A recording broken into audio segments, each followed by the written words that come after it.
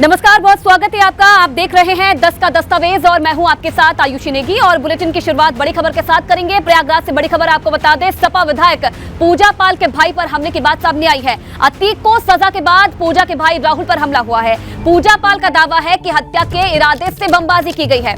हमले में बाल बाल बचा पूजा पाल का भाई राहुल। राजू पाल की पत्नी है सपा विधायक पूजा पाल। प्रीतम नगर में फल की दुकान और नीवा इलाके में विधायक पूजा पाल के घर के बाहर गाड़ी पर बम फेंका गया है। पूजा पाल ने किसी बड़ी साजिश की आशंका जताई है। और मोइन फिलहाल इस खबर पर और ज्यादा जानकारी के लिए जुड़ रहे हैं हमारे साथ। मोहम्मद मोइन, क्या अभी तक ये जानकारी मिल पाई है किसने ये हमला किया है? नहीं, अभी ये साफ नहीं हो पाया है। दरअसल आसपास दोनों जो घटना स्थल है उनके आसपास जो सीसीटीवी कैमरे लगे हुए हैं, पुलिस उनकी छानबीन कर रही है। हालांकि शक के आधार पर एक व्यक्ति को हिरासत में जरूर ले लिया गया है। और पूजा पाल जो समाजवादी पार्टी की विधायक है, उनका साफ तौर पर कहना है कि हत्या की नियत से ये बमबाजी की गई है। हालांकि वो जो उनके भाई राहुल पाल थे वो बाल बाल बच गए हैं। फॉर्च्यूनर जो गाड़ी है उसको टारगेट करके बमबाजी दोनों जगह पर की गई थी। और उस पूरे घटनाक्रम को जो उमेश पाल शूटा के अपहरण केस में कल अतीक अहमद को उम्र कैद की सजा सुनाई गई है, उस केस से जोड़ करके देखा जा रहा है। तो प्रयागराज पुलिस का कहना है कि इस मामले में छानबीन की जा रही है, तफ्तीश की जा रही है और तफ्तीश के आधार पर आगे की कार्रवाई की जाएगी। जी, मारने के इरादे से ये जो हमला है ये किया गया है, पूजा पाल का ये कहना है। तो क्या सच में इस पूरे मामले को, जो कल उम्र कैद की सजा हुई है अतीक अहमद को, क्या उससे लिंक किया जा सकता है? मोइन, बिल्कुल, जो पूजा पाल हैं समाजवादी पार्टी की विधायक या उनके भाई राहुल पाल, जिनकी गाड़ी पर दावा ये किया जा रहा है कि बमबाजी की गई, उनका यही कहना है कि दहशत फैलाने के लिए और डराने धमकाने की नियत से इस तरीके का हमला किया गया था, ताकि राजू पाल मर्डर केस में जो गवाही होनी है, जो मुकदमे की प्रक्रिया हो रही है, उस प्रक्रिया को आगे ना बढ़ाया जा सके। जो गवाह है वो डर सके, जो वादी पक्ष है वो डर सके और इस मुकदमे की पैरवी ना कर सके। इस तरीके की बातें जो है वो समाजवादी पार्टी के विधायक पूजा पाल की तरफ से की जा रही है। हालांकि इस पुलिस ने अभी तक इस मामले में FIR दर्ज नहीं की है। पुलिस का कहना है कि तहरीर मिली है, सीसीटीवी फुटेज खंगाले जा रहे हैं। शक के आधार पर एक व्यक्ति को हिरासत में लिया गया है। मामले की जांच पड़ताल की जा रही है और तफ्तीश के आधार पर आगे की कार्रवाई की जाएगी। जी मोइन, कौन कौन से इलाके हैं जहां पर ये बमबाजी की गई है? देखिए, ये कल रात का मामला है। कल रात 9:30 बजे के आसपास पूजा पाल के मुताबिक कि उनका भाई राहुल पाल वो फॉर्च्यूनर कार से आ रहा था। सबसे पहले प्रीतम नगर का इलाका है, दोनों के बीच की जो दूरी है तकरीबन 3 किलोमीटर की है, धूमनगंज थाना क्षेत्र में आता है। दावा ये किया जा रहा है कि प्रीतम नगर के इलाके में पहले जब वो फल लेने के लिए गाड़ी रोकी तब एक धमाका हुआ और उसके बाद जब वो वहां से वापस लौटे अपने घर पर पहुंचते हैं, 3 किलोमीटर की दूरी तय करने के बाद रात को 9:40 पर यानी 10 मिनट के बाद पहुंचते हैं। तो पूजा पाल के घर के बाहर जब पहुंचते तब वहां भी एक धमाका होता है। हालांकि दोनों धमाकों में किसी को चोट नहीं पहुंची है और न ही गाड़ी को कोई नुकसान हुआ है। कहा यह जा रहा है कि ये दहशत फैलाने के लिए और हत्या की नियत से जो है ये बमबाजी कराई गई थी, इस तरीके का दावा किया जा रहा है। लेकिन पुलिस का कहना है कि वो पहले इस मामले में तफ्तीश कर लेगी, पड़ताल कर लेगी, उसके बाद आगे की कार्रवाई की जाएगी। जिस युवक को हिरासत में लिया गया है मोइन, उसके बारे में अभी तक कोई इन्फॉर्मेशन नहीं, अभी उसके बारे में पुख्ता तौर पर नहीं कहा गया। उससे सिर्फ शक के आधार पर उसे रख करके पूछताछ की जा रही है। अभी पुख्ता तौर पर यह नहीं कहा जा सकता है कि वो व्यक्ति इस मामले में शामिल था, लेकिन उसे घटनास्थल के पास देखा गया, इस वजह से उसे हिरासत में लिया गया है। पुलिस का कहना है कि दोनों जो घटनास्थल है उनके आसपास जो सीसीटीवी कैमरे लगे हुए हैं, उन सीसीटीवी कैमरों की फुटेज निकालने की कोशिश की जा रही है, उनकी पड़ताल करने की कोशिश की जा रही है और सीसीटीवी फुटेज के आधार पर ये पहचान हो जाएगी कि कौन लोग थे जिन्होंने टारगेट किया, कौन लोग थे जिन्होंने कुछ आवाज वाली चीज पकड़ी, वो पटाखा था, बम था या क्या कुछ था जो है, या जो दावे किए जा रहे हैं उन दावों में कितना दम है, इसे लेकर के पुलिस का कहना है कि सीसीटीवी फुटेज से जो है वो काफी कुछ तस्वीर जो है साफ हो जाएगी। जी चलिए, बिल्कुल मोइन, बहुत धन्यवाद आपका तमाम जानकारी देने के लिए। तो पुलिस पूरे मामले की जांच कर रही है और ये कहा जा रहा है कि सीसीटीवी फुटेज खंगाले जा रहे हैं और उसके आधार पर अब आगे जांच की जाएगी। हालांकि अभी तक कोई FIR दर्ज नहीं हुई है। तो अतीक की सजा के बाद पूजा के भाई राहुल पर हमला हुआ है, जिसके बाद अब पूजा पाल ने यह दावा किया है कि हत्या के इरादे से बमबाजी की गई है। हालांकि देखिए, शक के आधार पर एक व्यक्ति को हिरासत में जरूर लिया गया है, लेकिन हमले में बाल बाल बचा है पूजा पाल का भाई राहुल, ये जानकारी मिल रही है। हालांकि पुलिस भी मौके पर पहुंच चुकी थी और अब आगे की जांच फिलहाल की जा रही है। कल ही अतीक अहमद को उम्र कैद की सजा हुई और उसके बाद ये हमला होता है, तो कहीं ना कहीं हत्या की आशंका जताई जा रही है पूजा पाल की तरफ से। इधर मथुरा के श्री कृष्ण जन्म स्थान और ईदगाह विवाद को लेकर बड़ी खबर सामने आई है। मथुरा की सिविल कोर्ट ने विवादित जगह का अमीन सर्वे कराने के आदेश दिए हैं। दरअसल हिंदू सेना की याचिका पर कोर्ट ने ये आदेश दिए हैं और अब 17 अप्रैल को मामले की अगली सुनवाई होगी। आज श्री कृष्ण जन्म स्थान और शाही ईदगाह विवाद मामले में मथुरा कोर्ट ने अहम फैसला सुनाया है, जिसमें कोर्ट ने आदेश दिया है कि अब शाही ईदगाह मस्जिद की अमीन सर्वे की जाएगी।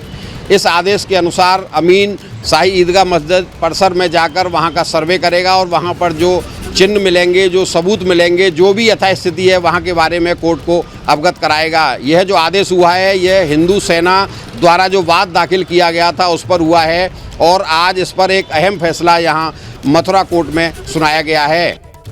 हिंदू सेना की तरफ से हमने बालकृष्ण भगवान और इंटरनेट कमेटी के खिलाफ मुकदमा दर्ज किया था दिनांक 8/12/2022 को, जिसमें माननीय न्यायालय ने समस्त तथ्यों को सुनते हुए प्रतिवादियों को नोटिस जारी किया और अमीन महोदय को रिट लाने मौके के आगे लाने के लिए आदेश पारित किए हुए थे। उसके उपरांत अगली तारीख पर विपक्ष उपस्थित हुआ और उन्होंने आपत्ति और पत्र प्रस्तुत किए गए, जिसमें उन्होंने कहा गया कि गलत प्रकार से आदेश जारी कर दिया गया है। माननीय न्यायालय ने उनको सुनवाई हेतु तारीख नियत की। अब खबर झांसी से है, जहां पूर्व सपा विधायक के ठिकानों पर बड़ी कार्रवाई हुई है। गैंगस्टर दीप नारायण के 4 संस्थानों को कुर्क किया गया है। 1 डिग्री कॉलेज, 2 ITI, 1 स्कूल को कुर्क किया है। डीएम के आदेश पर मोड़ तहसील प्रशासन ने बड़ी कार्रवाई की है। बड़ी जानकारी झांसी से पूर्व सपा विधायक के आवासों पर ये बड़ी कार्रवाई की है। 4 संस्थानों को कुर्क किया गया है। 1 डिग्री कॉलेज इसमें शामिल है, 2 ITI और 1 स्कूल को कुर्क किया है। राज्य सरकार बनाम दीप नारायण उर्फ दीपक के गैंगस्टर एक्ट के मामले में आदेश जारी किया है कि ये रामदयाल सिंह मेमोरियल सेवा संस्थान ग्राम बढ़ौली, थाना मोड़, जनपद झांसी, जो टीकाराम यादव स्मृति महाविद्यालय के नाम संचालित है। दूसरा doctor Ram Manohar Lohia private ITI college बरभौली, थाना मोड़।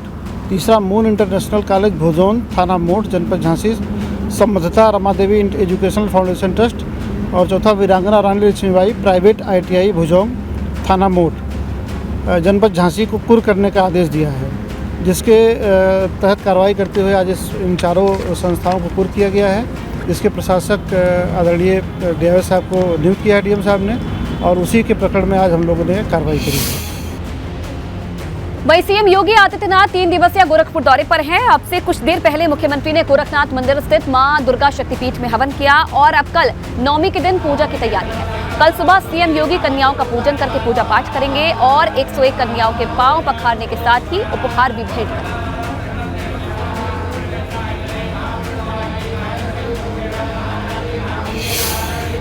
चैत्र नवरात्रि का पर्व चल रहा है और हर नवरात्रि के नवमी के दिन मुख्यमंत्री योगी आदित्यनाथ 101 कन्याओं का पूजन करते हैं और इसके साथ ही उनके चरण पखारने के साथ उन्हें भोज भी कराते हैं। पूजा अर्चन के बाद उन्हें चुनरी उड़ाते हैं और कल मुख्यमंत्री योगी आदित्यनाथ गोरखनाथ मंदिर में 101 कन्याओं को पूजन करेंगे, उनके पांव पखारेंगे और इसके साथ ही उनको भोज भी कराएंगे। इस अवसर पर वो बटुकों को भी भोज कराते हैं और उनको भी उपहार देते हैं। नीरज श्रीवास्तव, ABP गंगा, गोरखपुर। इधर रायबरेली पहुंचे मंत्री दिनेश प्रताप सिंह ने गांधी परिवार पर जमकर हमला बोला। दरअसल मंडी समिति की भूमि पूजन करने के बाद सोनिया गांधी पर जमकर कटाक्ष उन्होंने किया और कई गंभीर आरोप भी लगाते हुए नजर आए। गेंदा की माला तो दूर की बात है, अगर गेंदा का फूल दिखा दो तो सरगंगाराम में भर्ती हो जाती हैं। अगर रायबरेली की पावन माटी के कण कहीं उनके कार के शीशा से अंदर चला जाए, सम्मानित साथियों, तो सरगंगाराम में भर्ती हो जाती हैं। इधर यूपी में शहर की सरकार का काउंटडाउन शुरू हो गया है और आज योगी कैबिनेट की बैठक में निकाय चुनाव के लिए OBC आरक्षण के संशोधन प्रस्ताव को मंजूरी मिली है। इसके अलावा कैबिनेट से 22 प्रस्ताव पास हुए हैं। बताया ये जा रहा है कि अब कल आरक्षण की सूची जारी की जाएगी, जिसके बाद अप्रैल के आखिरी हफ्ते या मई में नगर निकाय चुनाव किए जा सकते हैं। आयोग की रिपोर्ट के मद्देनजर हमें कुछ कानूनी संशोधन करने पड़ेंगे, क्योंकि आयोग ने कुछ नई बातें कही हैं। उन बातों के मद्देनजर हमारे जो 2 अधिनियम हैं, एक नगर पालिका अधिनियम है और एक नगर निगम अधिनियम है, हमारे राज्य की जो नगर निकायों का जो संचालन होता है जिन अधिनियमों के तहत, उन दोनों अधिनियमों में हमें कुछ संशोधन करना पड़ेगा। उन संशोधनों को करने के लिए हमने आज मंत्रिपरिषद से ऑर्डिनेंस करने की मंजूरी मांगी थी और माननीय मंत्रिपरिषद ने उस ऑर्डिनेंस को करने के लिए अपनी सिफारिश की है। अब खबर मुजफ्फरनगर से है, जहां पूर्व भाजपा विधायक संगीत सोम को राहत मिली है। 2009 के मामले में संगीत सोम को बरी कर दिया गया है। संगीत सोम के 3 सुरक्षा कर्मियों को 2-2 साल की सजा। एमपी एमएलए कोर्ट ने संगीत सोम को बरी किया है। दरअसल मामला 2009 लोकसभा चुनाव के दौरान का है। समाजवादी पार्टी के टिकट पर 2009 में लोकसभा चुनाव लड़े पूर्व विधायक संगीत सोम अपने काफिले के साथ थाना सिविल लाइन क्षेत्र के मालवीय चौक से जा रहे थे। इसी दौरान गाड़ी खड़ी करने को लेकर विधायक और विधायक की सिक्योरिटी गार्डों के साथ तत्कालीन टीएसआई हरमीत सिंह ने जबरदस्त उनसे कहासुनी हो गई, जिसके बाद टीएसआई हरमीत सिंह ने पूर्व विधायक संगीत सोम और उनके 3 अन्य सिक्योरिटी गार्डों के खिलाफ धारा 147, 148, 353 और 188 में मुकदमा दर्ज कराया था, जिसकी सुनवाई स्पेशल एमपी एमएलए कोर्ट में हुई।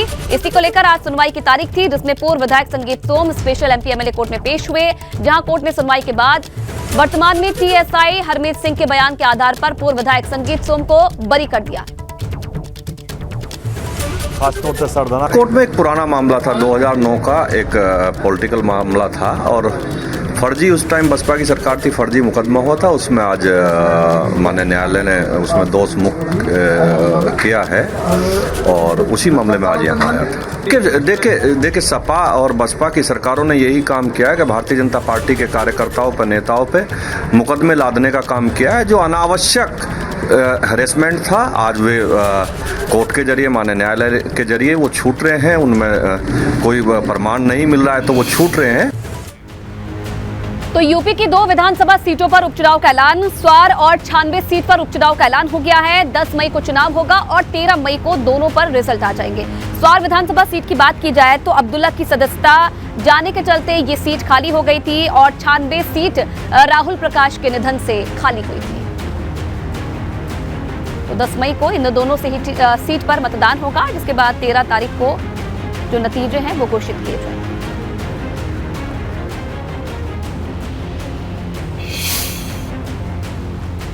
तो रामपुर के स्वार सीट पर उपचुनाव का नवाब हैदर अली ने स्वागत किया है। पिछले साल हुए विधानसभा चुनाव में अपना दल नवाब हैदर को ही अब्दुल्ला ने शिकस्त दी।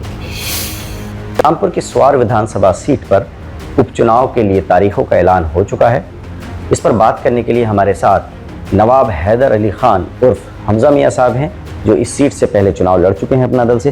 तो ये बताइए, एक बार फिर स्वार विधानसभा सीट पर उपचुनाव के लिए तारीखों का ऐलान हो गया है, क्या लगता है इस बार चुनाव किस तरह का रहने वाला है? देखिए, चुनाव का तो सीधा सीधा है कि अब बाकी तो देखिए पार्टियों का जो भी फैसला रहता है, क्योंकि हमारी पार्टी भी गठबंधन में है जी, तो जो भी फैसला हमारी पार्टी का रहेगा, अनुप्रिया जी का, आशीष जी का और माननीय मुख्यमंत्री जी का जी, उसके अनुसार काम किया जाएगा। लेकिन मुझे उम्मीद है कि जैसे जो वोट मुझे मिले थे जी, अगर मुझे आशीर्वाद प्राप्त होता है और मौका दिया जाता है तो मेरा मानना है कि ये जीत मैं एक ऐतिहासिक जीत प्राप्त कर सकता हूँ स्वार में अब की बार, क्योंकि जो वोट मुझे मिले थे पिछले 7 चुनाव में, आपको जानकारी होगी, उतने वोट कभी मतलब जैसे अलायंस में किसी को मिले नहीं थे। तो वोट हमें जो अपना दल से आप प्रत्याशी थे, भाजपा का समर्थन था। ये बताइए कि अब्दुल्ला आजम की 2012 वाली भी जो विधानसभा की सदस्यता रद्द हो गई थी, 17 वाली, और उसके बाद ये जो 22 वाला चुनाव हुआ था, ये अब कोर्ट से सजा होने के बाद ये रद्द हो गया।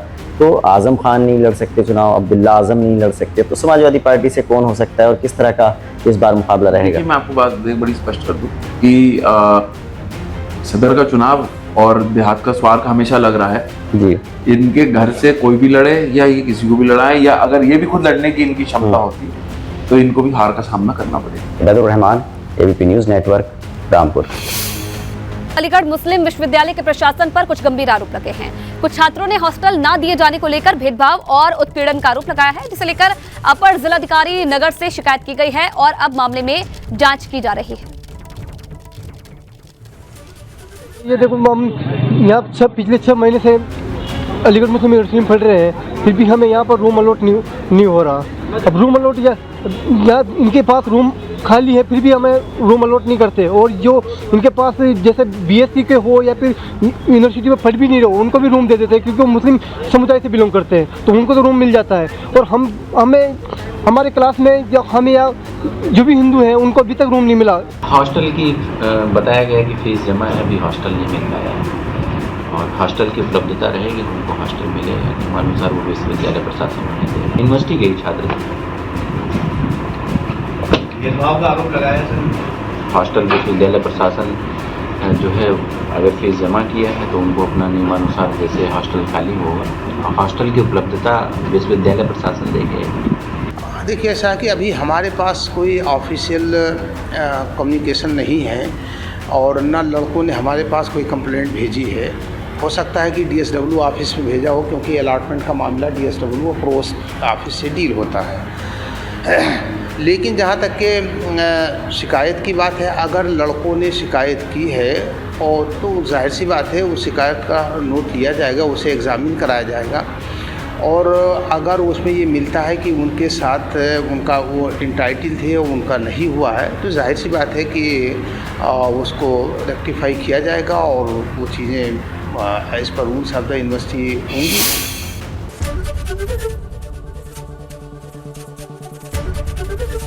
एबीपी गंगा, खबर आपकी, जुबान आपकी।